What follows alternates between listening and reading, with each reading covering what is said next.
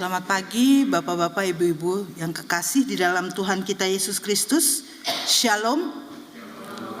Atas nama Badan Pengurus Perki Nederland dan Perki Amsterdam Zuidoost, kami mengucapkan selamat datang di ibadah Minggu Paskah ketiga. Saat ini, ibadah hari ini dipimpin oleh Pendeta Stanley Cahyadi. Kami ucapkan selamat beribadah di tempat ini maupun di rumah masing-masing, melalui siaran langsung kepada semua jemaat umat Tuhan dan kepada mereka yang baru pertama kali mengikuti ibadah saat ini. Marilah kita beribadah kepada Tuhan Allah kita atas anugerah dan kasih-Nya. Oleh sebab itu saya jemput jemaat sekalian untuk bangkit berdiri dan kita akan menyanyikan lagu Kidung Jemaat 3 ayat 1 dan 2.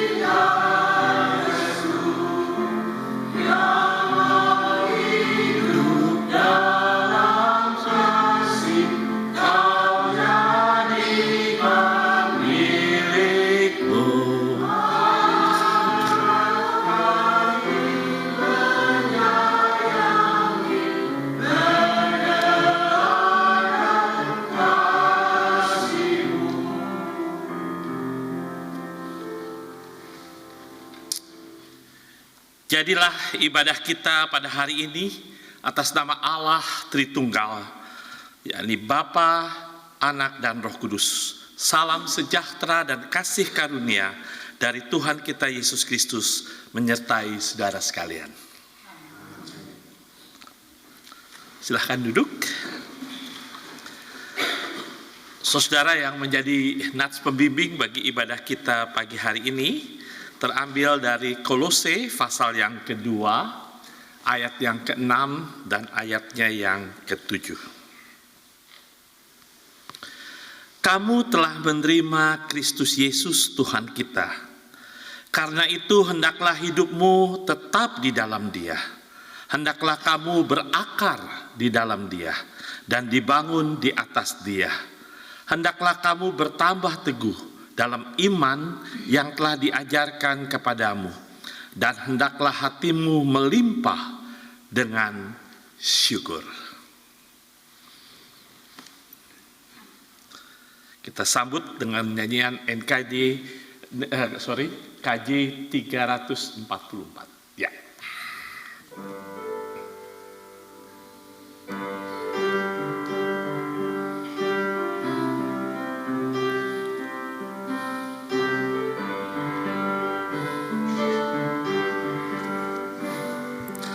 Ingat akan nama Yesus, kau yang sekarang sedih.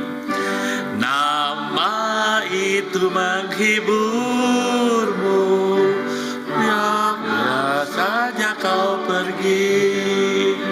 Ingatlah namanya.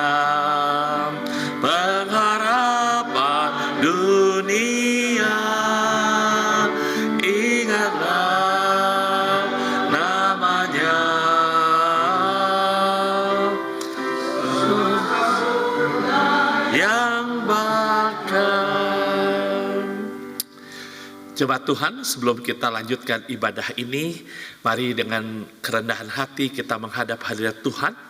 Kita mengakui segala dosa dan pelanggaran kita serta mohon pengampunannya. Mari kita bersatu dalam doa. Bapa dalam surga, kami bersyukur dan berterima kasih untuk kasih setia Tuhan, untuk pemeliharaan dan perlindungan Tuhan dalam kehidupan kami. Jikalau kami ada seperti kami ada saat ini adalah anugerah Tuhan. Siapakah kami ini ya Tuhan? Karena kami menyadari kami adalah orang-orang berdosa, orang-orang yang tidak layak di hadapan Tuhan. Tetapi kami bersyukur, kami mempunyai Tuhan yang Maha Kasih dan peduli. Tuhan yang mau menerima kami sebagaimana kami ada. Mari saudara secara pribadi, baik saudara yang ada di gedung ini maupun di rumah, kita menghadap hadirat Tuhan di dalam doa pribadi, mengakui segala dosa, kesalahan kita, serta mohon pengampunannya. Kita berdoa.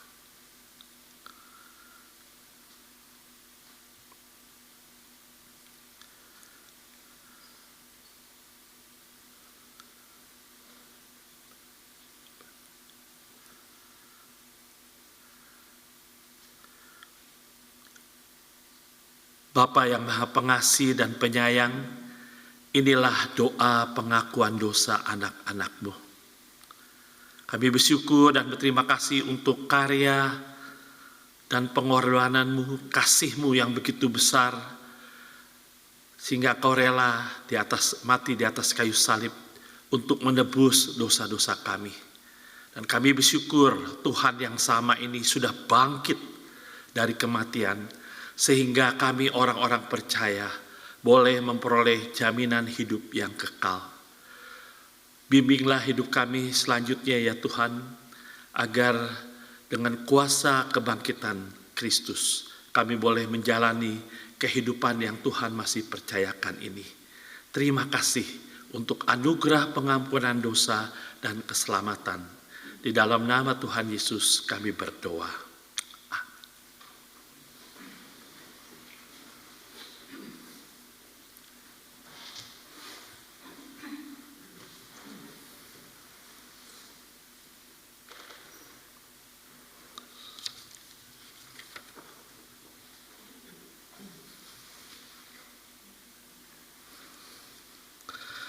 Saudara, berita anugerah terambil dari 1 Yohanes 1, ayatnya yang ke-8 dan yang ke-9. Demikian firman Tuhan. Jika kita berkata bahwa kita tidak berdosa, maka kita menipu diri kita sendiri dan kebenaran tidak ada di dalam kita. Jika kita mengaku dosa kita, maka Ia adalah setia dan adil, sehingga Ia mengampuni kita segala dosa kita dan menyucikan kita dari segala kejahatan. Saya undang Bapak Ibu untuk bangkit berdiri, untuk meresponi berita anugerah tadi. Mari kita dengarkan petunjuk hidup baru yang terambil dari 2 Korintus pasal yang ke-5 ayatnya yang ke-15. Dan Kristus telah mati untuk semua orang, supaya mereka yang hidup tidak lagi hidup untuk dirinya sendiri, tetapi untuk Dia yang telah mati dan telah dibangkitkan untuk mereka.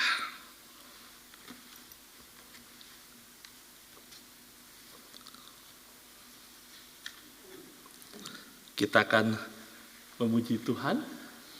Oh, kayak ini. De kinderen, mohon jullie naar de kinderdienst gaan.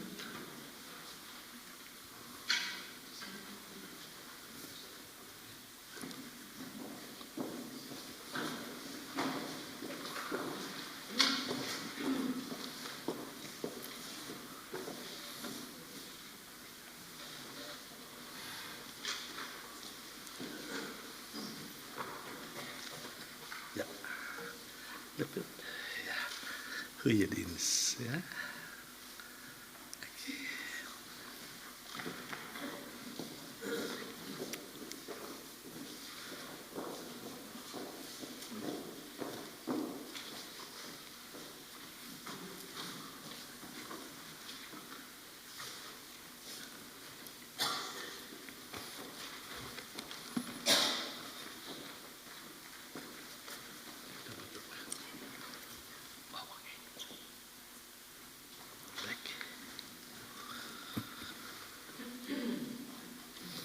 Mari saudara kita bersatu dalam doa.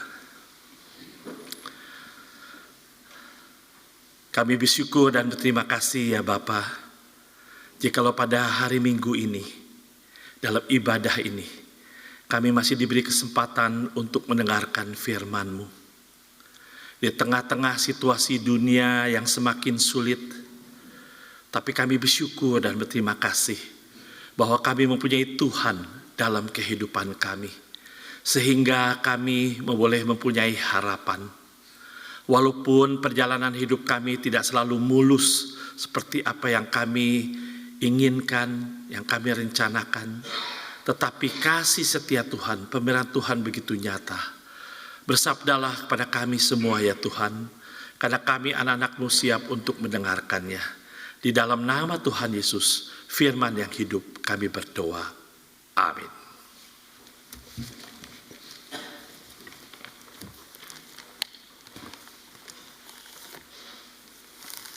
Pembacaan firman Tuhan pada pagi hari ini diambil dari Injil Markus 8 ayat 34 sampai dengan yang ke-38. Injil Markus 8 ayat 34 sampai dengan 38 yang berbunyi demikian. Lalu Yesus memanggil orang banyak dan murid-muridnya dan berkata kepada mereka, "Setiap orang yang mau mengikut aku, ia harus menyangkal dirinya, memikul salibnya, dan mengikut aku. Karena siapa yang mau menyelamatkan nyawanya, ia akan kehilangan nyawanya. Tetapi barang siapa kehilangan nyawanya karena aku dan karena Injil, ia akan menyelamatkannya. Apa gunanya seorang memperoleh seluruh dunia, tetapi ia kehilangan nyawanya? Karena apakah yang dapat diberikannya sebagai ganti nyawanya? Sebab barang siapa malu karena aku dan karena perkataanku di tengah-tengah angkatan yang tidak setia dan berdosa ini, Anak Manusia pun akan malu karena orang itu apabila ia datang kelak dalam kemuliaan Bapanya, diiringi malaikat-malaikat kudus."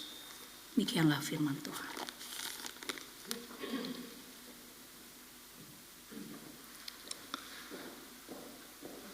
Demikianlah firman Tuhan, terpujilah Kristus. Haleluya.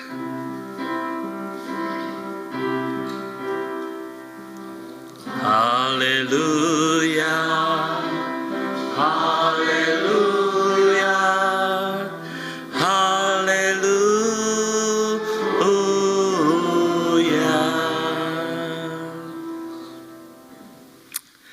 Shalom saudara.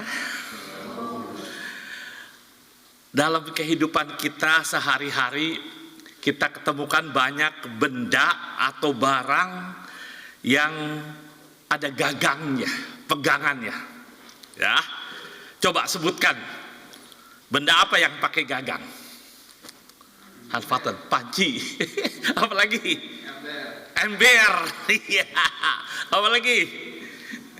Yang ada gagangnya, tas. Nah, apa sih fungsi dari gagang itu? Apa fungsinya? Hah? Apa fungsi dari gagang itu? Supaya pegang kan, supaya enak dibawanya. Betul nggak? Ya.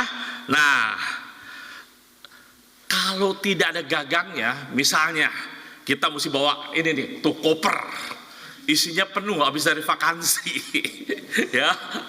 Lalu bayangin ya kalau koper sebenarnya itu gagangnya nggak ada. Waduh, kotor ya. Atau, nah siapa yang pernah ingat barang ini? Rantang. Waduh, isinya lihat. Coba kalau rantang ini penuh makanan, nggak ada gagangnya. Lalu panas lagi.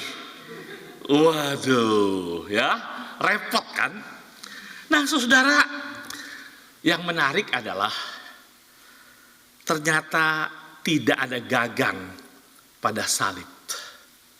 No handle on the cross. Ada seorang teolog berasal dari Jepang bernama Kosuke Koyama. Dia menulis bukunya Tidak Ada Gagang pada Salib. Nah, dalam buku ini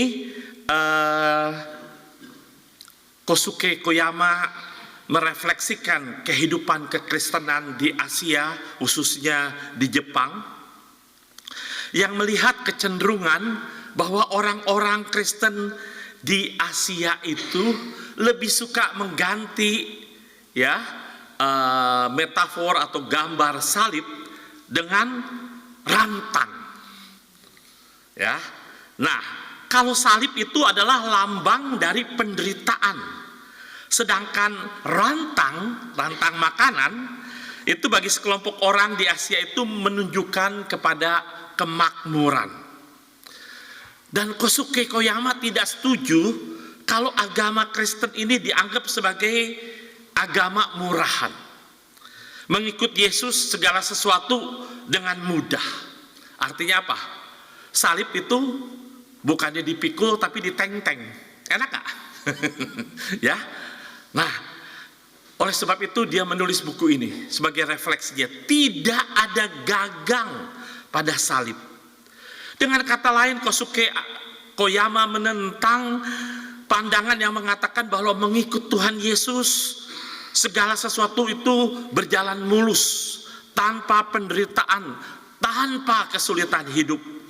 Saudara, memang Tuhan kita nggak pernah berjanji kalau kita mengikut Tuhan Yesus semuanya akan enak, beres, tidak ada masalah. Nah, ini seperti yang menjadi moto dari para pengikut hedonisme, ya. Ini diungkapkan dengan moto mereka yang sangat mementingkan kenikmatan pribadi. Apa moto mereka? Ini moto mereka. Tuh, baca. Masa kecil bahagia, muda foya-foya, tua kaya raya, mati enak bener. Semua juga mau seperti kayak begini. Betul gak? Kayaknya hidup gak ada susahnya nih. Dari kecil sampai mati masuk surga lagi. Tapi kenyataannya bagaimana, saudara? Ya, apa seperti yang semudah moto tadi? Ya, tidak ada masalah. Dan dampaknya, saudara, dalam bidang teologis itu muncul apa yang disebut teologi kemakmuran. Artinya kalau jadi orang Kristen harus kaya, harus sehat, harus sukses. Itu bukti bahwa diberkati. Nah, saudara, dalam keadaan dunia yang semakin sulit saat ini, kita tahu perang Ukraina sama Rusia masih, lalu keadaan pandemi, ya, kita dengar ada virus baru lagi, ya. Lalu juga untuk ibu-ibu akibat perang sekarang cari minyak goreng susah, betul ya? Saya pulang dari Jerman cari minyak goreng juga nggak ada di sana, saudara. Nah, dalam situasi seperti ini, saudara, ya, sulit sekali untuk menerima firman Tuhan. Pemberitaannya tentang salib atau penderitaan. Apalagi kalau kita sebagai orang Kristen harus memikul salib. Warga gereja pun lebih senang kalau dengar khotbah-khotbahnya, udahlah yang menghibur, yang lucu. Hidup udah susah, dengar khotbah susah lagi, begitu ya. Nah, saudara, murid-murid Yesus juga kecewa dan menolak ketika Tuhan Yesus memberitahu ia harus menempuh jalan salib. Mereka tidak mengerti mengapa Tuhannya yang mereka harapkan menjadi seorang pahlawan yang akan membebaskan mereka, kok membiarkan diri menanggung sengsara, menderita, serta rela mati di atas kayu salib. Kematian di atas kayu salib pada waktu itu adalah suatu kematian yang dianggap hina dan terkutuk. Itulah yang dijalani oleh Tuhan Yesus. Saudara, jalan salib ini tidak bisa diberitakan dan berlaku, tidak saja diberitakan atau berlaku bagi murid-murid Yesus pada masa Yesus masih hidup di dunia ini, tetapi juga berlaku bagi kita sebagai pengikut Kristus pada masa kini. Nah, dalam ayat yang ke-34 dari perikop kita, itu ada 3 syarat yang harus kita tempuh jikalau kita mau menjadi pengikut Kristus yang sungguh-sungguh. Bukan namanya Kristen, tetapi Kristen yang sungguh-sungguh, yang betul-betul menghayati kehidupannya sebagai pengikut Kristus. Ada 3 syarat, dikatakan setiap orang yang mau mengikut aku. Ini kata pertamanya dulu, barang siapa yang mau mengikut aku, mengikut Kristus. Artinya apa? Mengikut Yesus itu bukan suatu paksaan, saudara. Tidak ada paksaan untuk mengikut Tuhan Yesus. Ini suatu pilihan bagi manusia. Tetapi ketika seseorang sudah memilih dan memutuskan mengikut Yesus, maka keputusan itu adalah keputusan yang tidak main-main. Sesuatu yang serius. Beda mengikut Tuhan Yesus dengan beli barang, saudara. Kalau kita memutuskan beli barang, kita pakai, udah gak enak, diapain?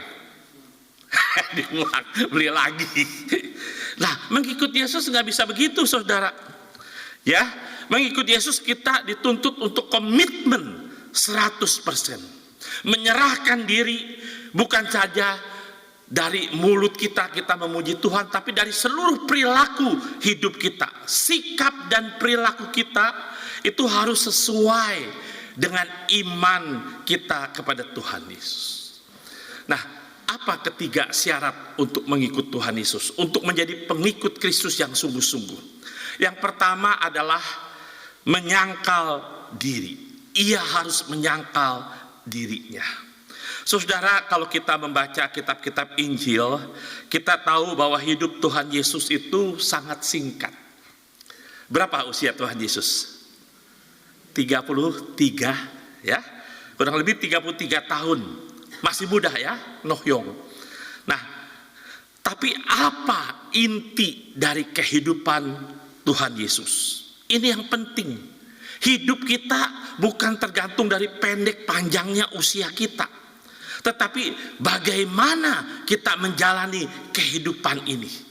Yesus walaupun hidup di dunia cuma 33,5 tahun, tetapi inti dari kehidupannya adalah apa? Dia mempunyai satu kehendak, satu rencana, dan satu kerinduan dalam kehidupannya, yaitu melakukan kehendak dan rencana Bapaknya. Jadi bagi Yesus, hidup di dunia bukan untuk dirinya, tetapi untuk menjalani kehendak Bapaknya yang di surga. Bapak punya rencana untuk diri Yesus. Begitu juga Bapa di surga punya rencana untuk saudara-saudara dan saya. Jadi kita sebagai orang Kristen, hidup ini bukan untuk kepentingan kita, tapi kepentingan Tuhan kita. Begitu juga dengan persekutuan kita. Nah, saudara, kita lihat Yesus begitu setia melakukan kehendak Bapaknya yang di surga, walaupun dia harus menanggung segala risiko dan konsekuensinya. Kalau kita ingat perjalanan yang harus dijalani oleh Yesus, dia dihina, diejek, diludahi, difitnah. Bayangkan dan harus menjalani hukuman mati di atas kayu salib. Coba kita bayangkan kalau kita dihina, dikhianati, diludahi. Wow, kita yang berdosa aja barangkali kita nggak bisa terima. Tapi Yesus yang tidak bersalah, dia mau menanggung itu semua. Karena apa? Karena dia sebagai satu ketaatan, kesetiaannya kepada Bapaknya, kepada kehendak Bapaknya. Bukan mengikuti kehendaknya sendiri. Menjelang penderitaannya di atas kayu salib di Golgota, Yesus sebetulnya juga ingin menghindari dari penderitaan yang berat. Kita ingat peristiwa di Taman Getsemani. Waktu itu dia juga memohon, "Ya Bapa, jikalau boleh kau ambil cawan ini daripadaku." Tuhan Yesus memohon, kalau boleh ya jangan mati di salib. Tetapi Yesus berkata, "Bukan kehendakku, tapi kehendakmu lah yang jadi." Inilah menyangkal diri, saudara. Menyangkal diri artinya mengalahkan keinginan kita. Semua keinginan dan kehendak kita itu ditaruh di bawah kehendak Bapa kita. Tidak semua orang memiliki harta benda dan kekayaan. Tetapi setiap orang memiliki dirinya dan kehendak. Setiap orang bebas untuk memilih cara hidupnya. Dan biasanya kita lebih mementingkan kepentingan diri kita sendiri. Yang menjadi pusat hidup kita adalah diri kita sendiri. Dan menyangkal diri artinya pusat perhatian itu berubah. Bukan kepada diri kita sebagai satu-satunya pusat perhatian. Tetapi menyangkal diri dengan sukarela kita melepaskan kehendak kita, milik kita yang paling berharga. Keinginan kita tempatkan di bawah kehendak Tuhan.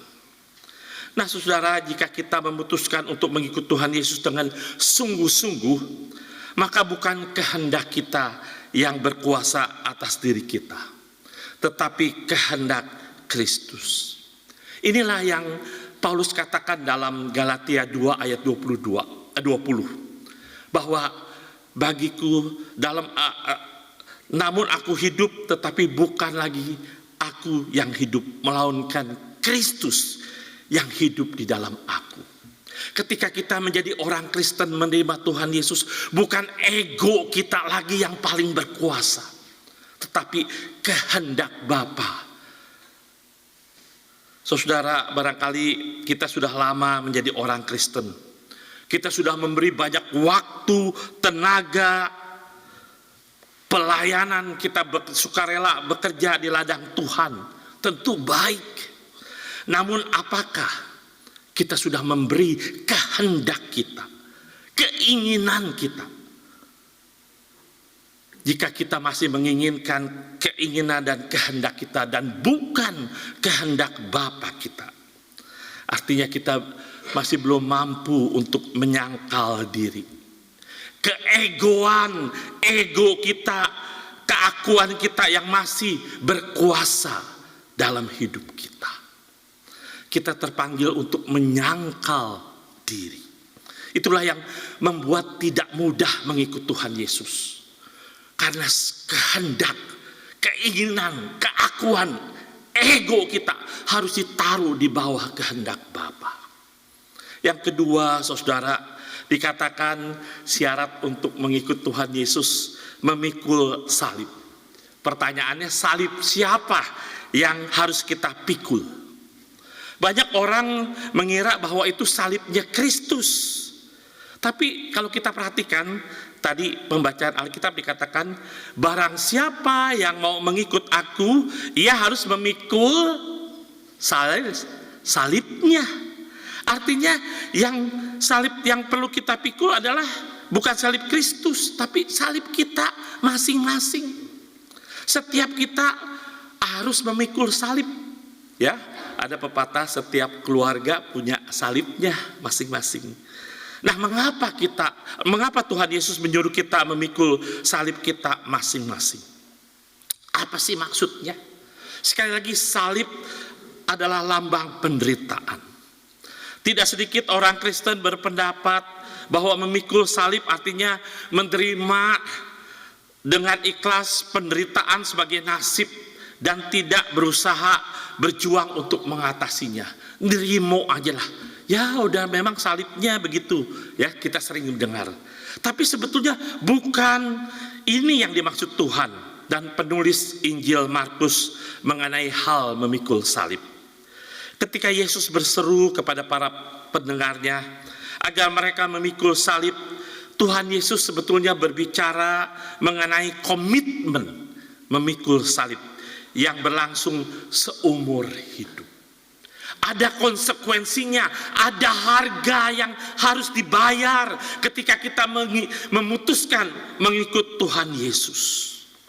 Biarpun pilihan itu mereka harus bayar dengan penderitaan, penghinaan, bahkan juga dengan kematian sekalipun.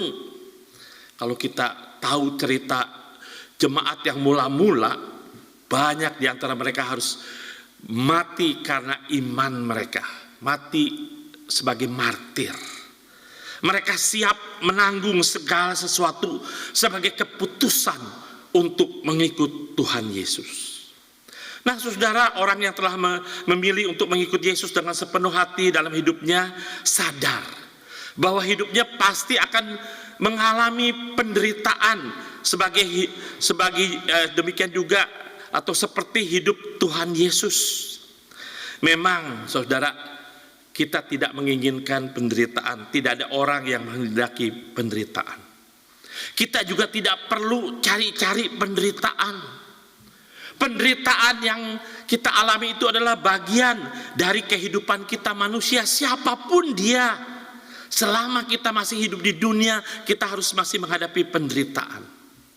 Tetapi sebagai pengikut Kristus, penderitaan itu bukan menjadi fokusnya, bukan yang terpenting, tetapi Kristuslah yang menjadi fokus dalam hidup kita. Ini hati-hati, saudara. Setiap orang punya masalah, tetapi kalau kita fokus kepada masalah itu, semakin dipikir, dirasa, persoalan kecil lama-lama jadi gede. Akhirnya merasa nggak berdaya lagi. Padahal kita punya Tuhan. Kuasa Tuhan kita jauh lebih besar dari setiap permasalahan yang kita hadapi. Nah, saudara, kalau fokusnya kita kepada Tuhan, apalagi mengingat kasih Tuhan, walaupun kita harus mengalami penderitaan, tapi fokus kita kepada Kristus yang kita kasihi. Saya ambil contoh sederhana, saudara.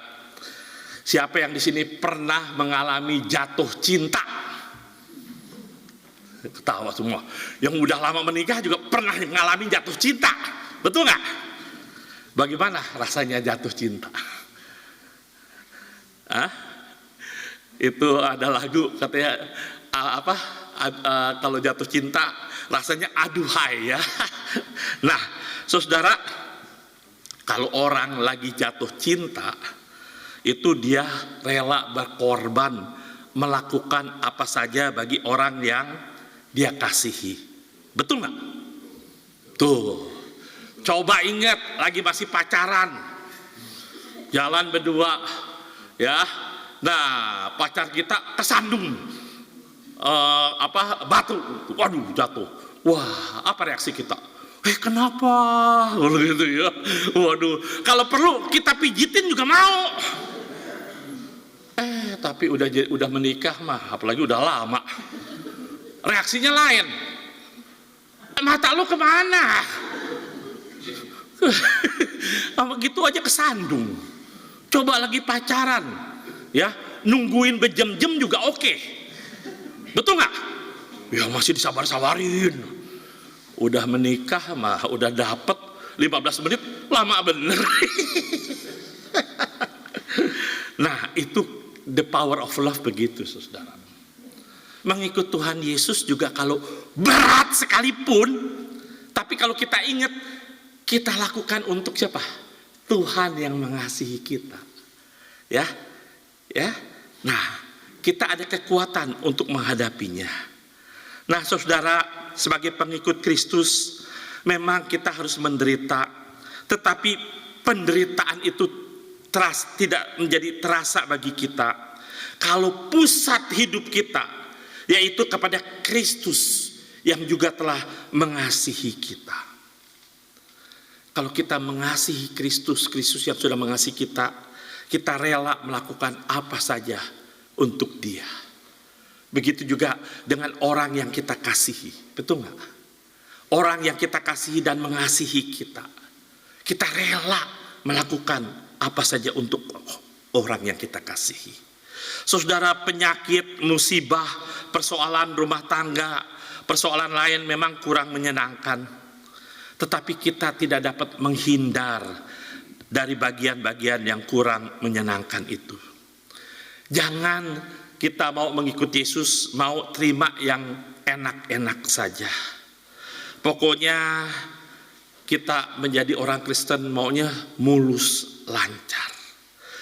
Bagian-bagian yang tidak enak dalam kehidupan kita, yang kita harus pikul, itulah salib kita. Sebagai orang Kristen kita tidak bisa menerima penderitaan sebagai nasib atau takdir. Sekali lagi bukan berarti kita harus hidup menderita terus sebagai orang Kristen, bukan. Tetapi kita melihat cara pandang kita tentang penderitaan itu bukan sesuatu yang membuat kita sengsara, tetapi menjadi satu pelajaran untuk kita bisa bertumbuh dewasa kalau kita taat, bergantung iman kita kepada Tuhan. Jadi saudara, kalau saudara lagi sedang ngadepin masalah, problem, ya, saya kalau lagi ngadepin masalah, problem yang berat, saya tidak melihat, aduh kenapa gitu ya. Tetapi saya lihat, wah ini kesempatan untuk naik ke niveau yang lebih tinggi lagi. Tuhan izinkan itu.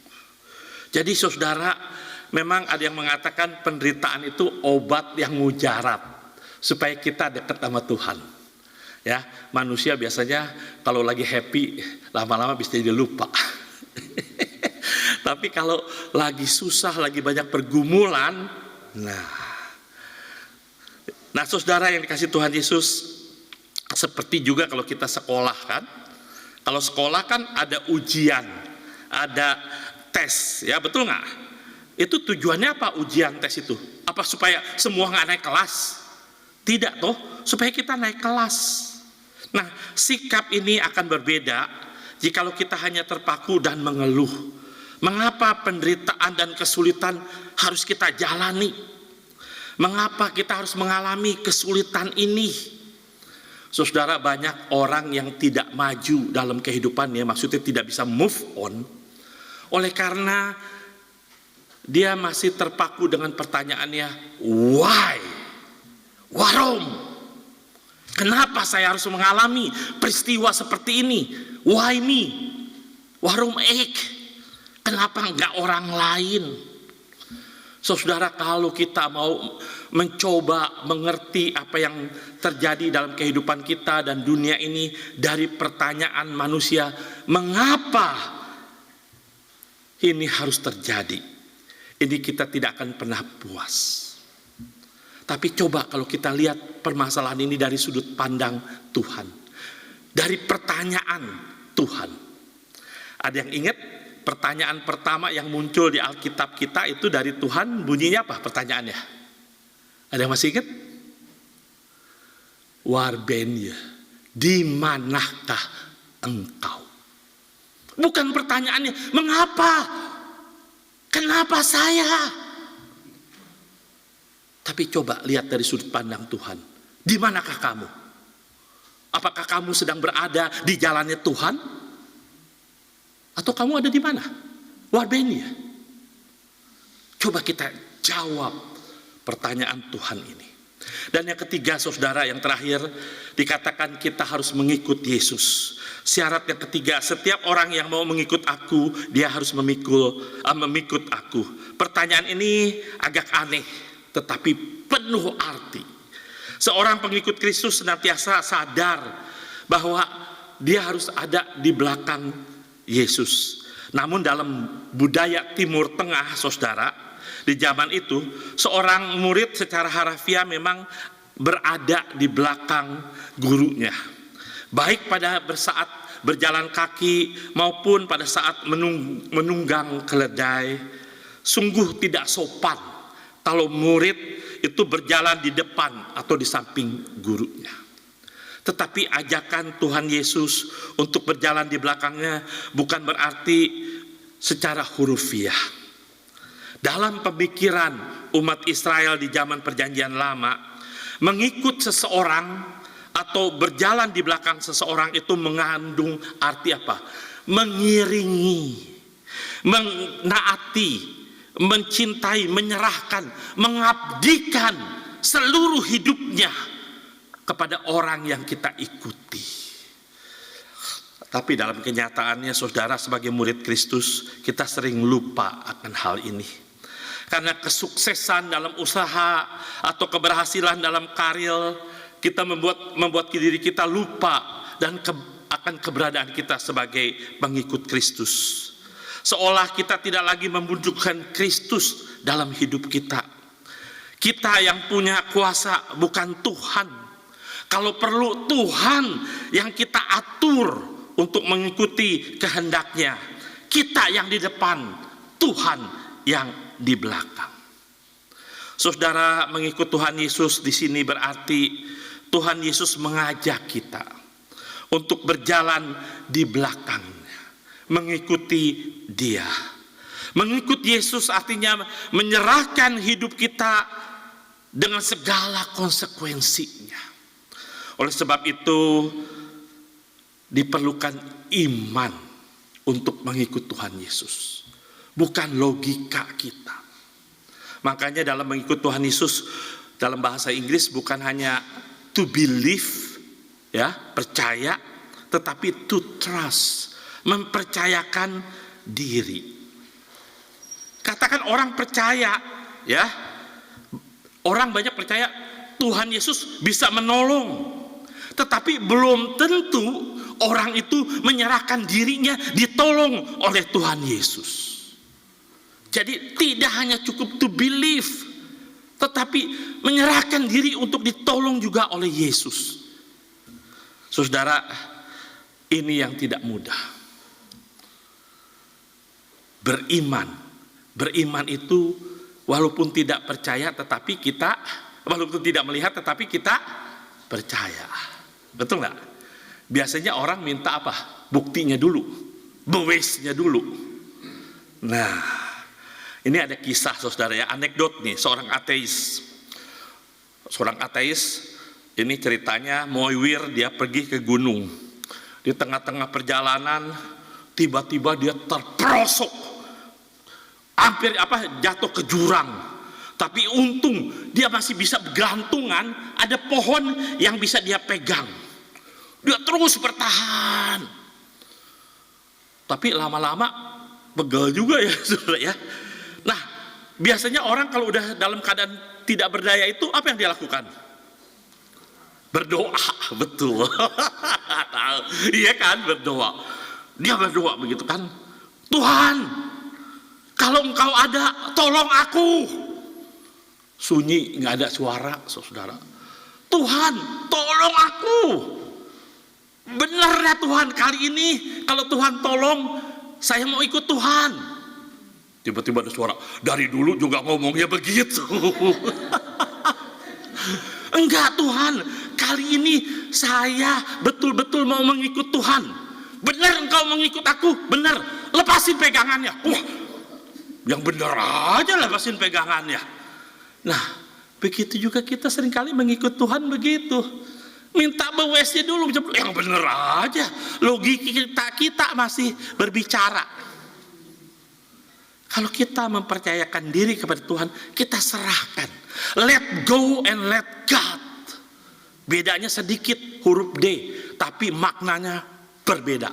Let go artinya kita pasrahkan. Dan kita serahkan kepada Tuhan. Beriman kepada Tuhan harus disertai dengan perbuatan. Nah saudara, itulah ketiga syarat yang diminta Yesus kepada setiap orang percaya. Bagaimana dengan kehidupan kita sebagai pengikut Kristus?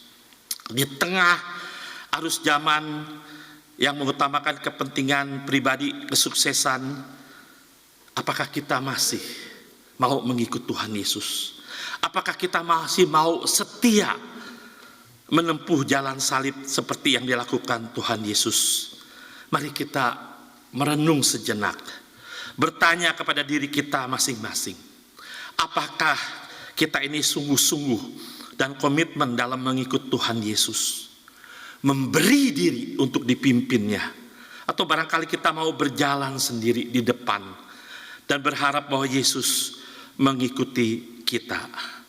Kiranya firman Tuhan yang kita dengar pada pagi hari ini boleh menguatkan, boleh meneguhkan iman percaya kita. Khususnya di tengah situasi berat pada saat ini. Tuhan memberkati kita semua. Amin.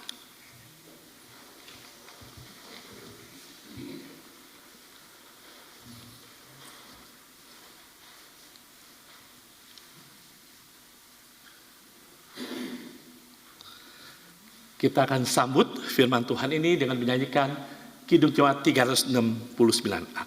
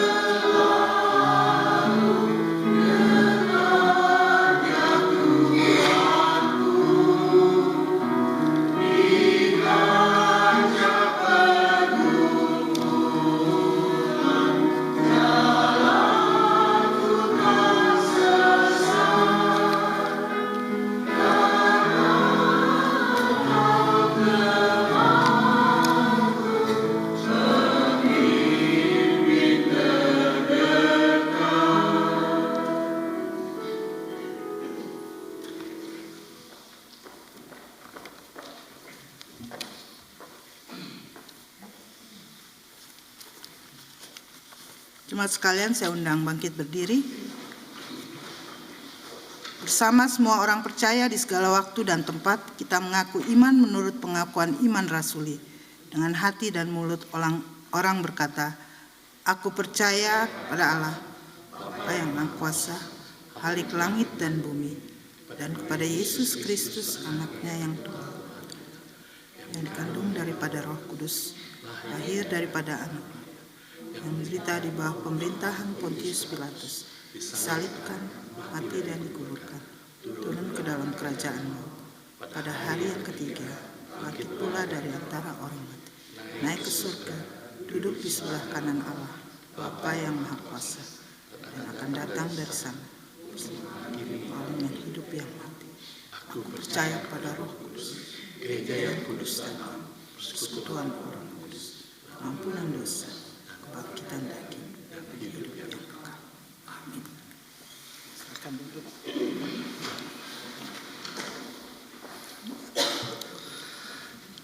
Mari saudara kita satukan hati kita menaikkan doa syafaat. Kita berdoa. Bapa dalam surga, kami bersyukur dan berterima kasih untuk firman-Mu yang mengingatkan kami bahwa dalam mengikut Tuhan Yesus, kami harus menyangkal diri, harus memikul salib dan mengikut Engkau. Kami ingin menyerahkan seluruh keberadaan kami ke dalam tangan-Mu ya Bapa. Karena Engkau terlebih dahulu sudah mengasihi kami. Tuhan sudah mengasihi, sudah mengampuni kami, sudah melayani kami terlebih dahulu. Dan kami rindu agar hidup kami sepenuhnya dipakai oleh Engkau ya Tuhan. Bukan kehendak kami, tetapi kehendak-Mu. Kami berdoa agar kami dalam situasi dunia pada saat ini tetap setia dalam mengikut Tuhan Yesus apapun yang terjadi. Kami ingin berdoa untuk saudara kami yang sedang bergumul dengan sakit penyakit. Kami teringat untuk Steve De Vrites, Ibu Ade Marpaung, untuk Tante Gyok Mohtar, Ibu Nani Pardede, untuk Ibu Since, Bapak Beni Marpaung, Bapak Will Mustard. Kiranya Tuhan beserta dengan saudara kami yang sedang bergumul dengan sakit penyakit, agar mereka tidak putus asa, tidak goyah, tetapi mereka berharap pada Tuhan yang Maha Kuasa. Kami juga bersyukur untuk mereka yang berulang tahun pada minggu ini, untuk Ibu Sekartini Simatupang, Cenoa Nelwan, Baruhana Patinama, putri anak dari Ibu Ida. Kami juga berdoa untuk ulang tahun pernikahan dari Nona, Rusli, dan juga Sofian. Terima kasih ya Tuhan, biarlah dalam peristiwa suka dan duka, kami terus hanya berfokus, memusatkan diri kami hanya kepada Engkau saja. Terima kasih ya Tuhan untuk pemeliharaan dalam kehidupan kami. Terima kasih untuk jemaat-Mu. Keadaan Perki di negeri Belanda ini, begitu juga untuk Perki di tempat ini, di Amsterdam, Zuidoost. Kiranya Tuhan memberkati pelayanan saudara kami di Perki ini. Begitu juga untuk Pendeta Ida dan juga keluarga. Begitu juga mereka yang terlibat setiap penatua, komisi-komisi. Tuhan beri semangat untuk boleh melayani Engkau dengan sungguh-sungguh. Kami juga berdoa ya Tuhan, untuk hamba-hamba Tuhan yang melayani di Perki. Tuhan berkati, pakai mereka. Kami juga berdoa untuk jemaat-Mu ya Tuhan, di tengah situasi saat ini, biarlah mereka tidak goyah iman percayanya. Kami juga menyerahkan keadaan dunia saat ini ya Tuhan, khususnya keadaan di Rusia dan Ukraina. Kami berdoa biarlah Tuhan pimpin kedua pemimpin negara ini dan juga pemimpin negara lain, agar boleh mendatangkan kedamaian dunia ini, mendatangkan sesuatu yang baik bagi kehidupan masyarakat yang Tuhan masih percayakan untuk kami nikmati di dunia ini. Terima kasih ya Bapa, kami mau menyerahkan perjalanan hidup kami selanjutnya ke dalam tangan Tuhan. Di dalam nama Tuhan Yesus yang sudah mengajar kami berdoa. Bapa kami yang di surga, dikuduskanlah nama-Mu, datanglah kerajaan-Mu, jadilah kehendak-Mu di bumi seperti di surga. Berilah pada hari ini makanan kami yang secukupnya, dan ampunilah kami akan segala kesalahan kami, seperti kami juga sudah mengampuni orang bersalah pada kami. Dan janganlah membawa kami ke dalam cobaan, tapi lepaskanlah kami daripada yang jahat, karena Engkau yang punya kerajaan dan kuasa dan kemuliaan kekal selama-lamanya. Amin.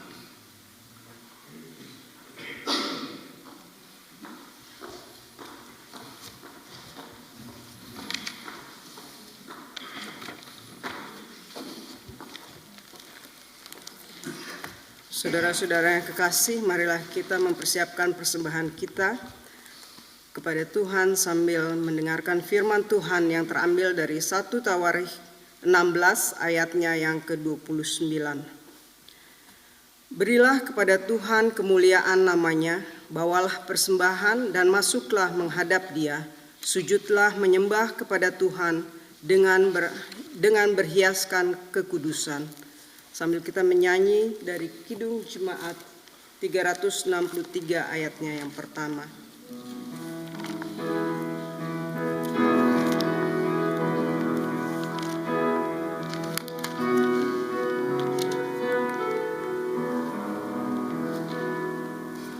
Bagi Yesus ku serahkan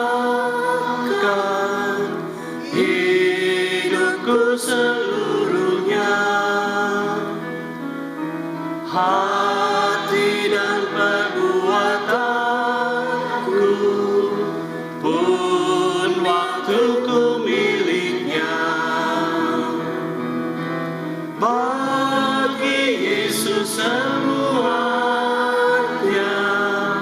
pun waktuku miliknya.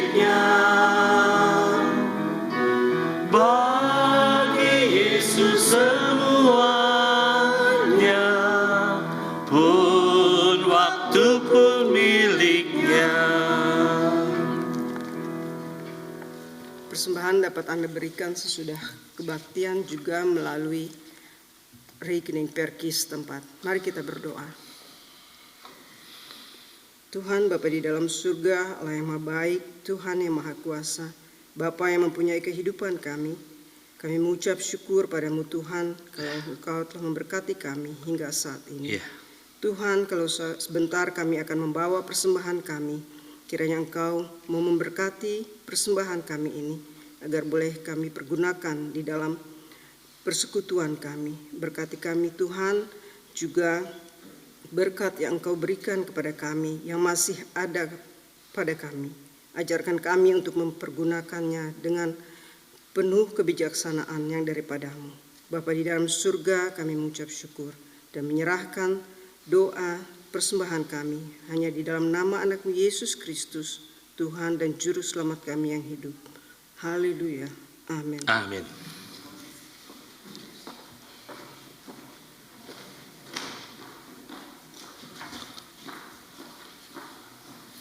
Ini, ya.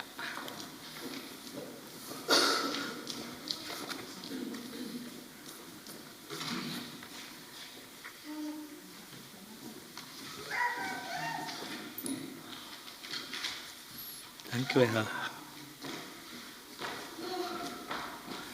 Saya undang Bapak Ibu untuk bangkit berdiri. Mari kita akhiri ibadah kita.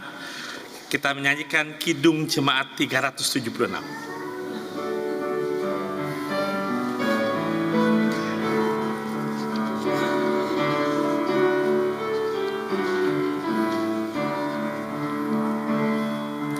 Ikuti Kau saja Tuhan, Allah damai saliku. Aku selamat dan sentosa hanya oleh darah-Mu.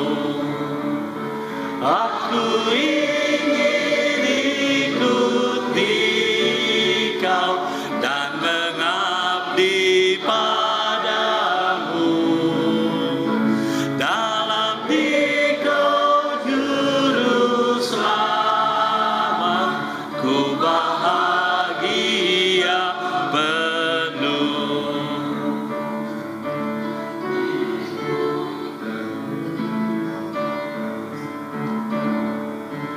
Ikut dan menyangkal diri, aku buang yang fana, hanya turut kehendak-Mu dan padamu berserah.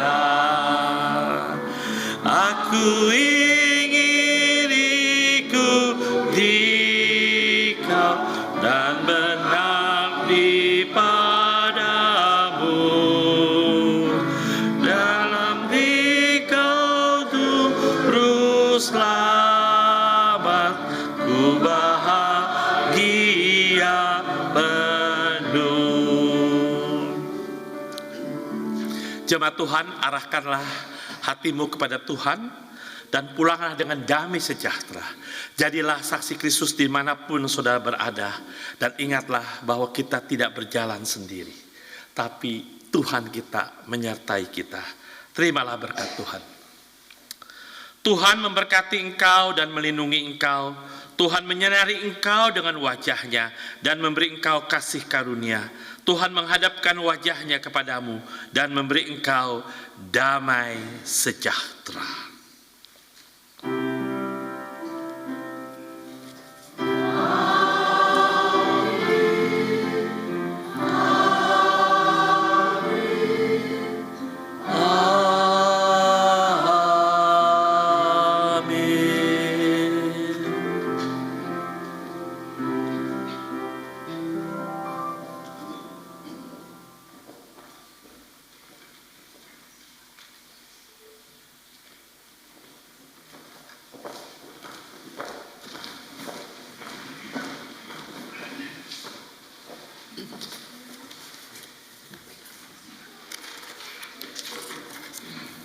Shalom.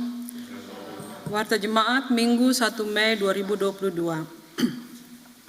Atas nama Badan Pengurus dan Jemaat Perki Amsterdam Zuidoost, kami mengucapkan terima kasih kepada Bapak Pendeta Stanley Cahyadi yang telah memimpin ibadah dan kepada Bapak Mardi Kaleng yang telah mengiringi musik dalam ibadah pagi hari ini.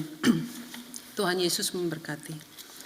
Minggu 8 Mei 22, ibadah di gedung gereja The Drie-Stromen akan dipimpin oleh Bapak Pendeta Nelson Rembet dan akan dimulai pada jam 9.30 pagi. Pada hari Kamis 5 Mei akan diadakan penelaan Alkitab melalui Zoom yang akan dipimpin oleh Bapak Pendeta Hendri Sanjaya. Link akan dibagikan kemudian oleh Badan Pengurus. Minggu 15 Mei akan diadakan ibadah Padang di Kasper Plus Park pada jam 11 pagi. Ibadah akan dipimpin oleh Ibu Lia Wetangtera. Ibadah Hari Kenaikan Tuhan Yesus Kristus akan diadakan pada hari Kamis 26 Mei 2022 pada pukul 2 siang di Almere. Ibadah akan dipimpin oleh Ibu Pendeta Francis Makatipu Kambai. Ibadah Hari Pentakosta 5 Juni 2022 akan diadakan di Gedung Gereja New Kerk di Arnhem pada pukul 3 siang dan ibadah akan dipimpin oleh Ibu Pendeta Ida Anaria Rika Patinama. Kolektor persembahan dan iuran anggota dapat Anda kirimkan ke rekening Perki-Perki setempat dan untuk Jemaat Perki Amsterdam Zuidoost, Anda dapat mengirimkannya ke rekening Perki Bijlmermeer di Amsterdam. Atas nama Badan Pengurus Perki Amsterdam Zuidoost, kami mengucapkan banyak terima kasih kepada Ibu Foni de Vogel atas sumbangan perlengkapan yang telah diberikan. Tuhan Yesus memberkati. Sekian warta jemaat pada pagi hari ini. Selamat hari Minggu, Tuhan Yesus memberkati.